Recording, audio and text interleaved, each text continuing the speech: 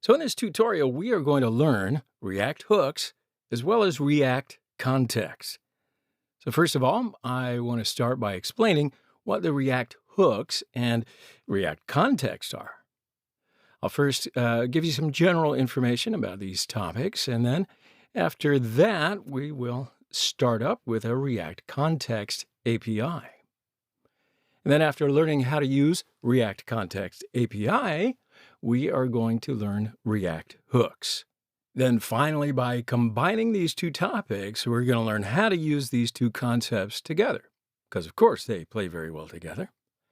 So at the beginning of the course, we're going to create an app called Context API. And that way we can learn React context. And after we do that, we'll start to learn the basics of React hooks. And finally, combining these two, React hooks and React context, that'll be our first app, the Context API.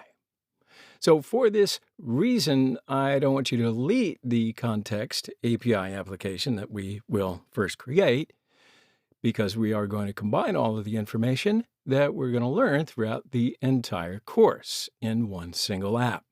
All right? So now, just to sum up, what we're going to learn in this tutorial is, first, we're going to learn how to create context with class-based components. So in this part of the course, we will learn how to create context with context type and context consumer structures. Then immediately following that, we will dive right into React hooks. We're going to learn the most important hook functions like use state, use effect, and use reducer. And then we're going to learn how to use React hooks and context together. So I know in these lectures, they are action-packed, and we're going to learn a lot of stuff. We will learn how to create context structure and some terminology with context, like dispatch actions and reducer.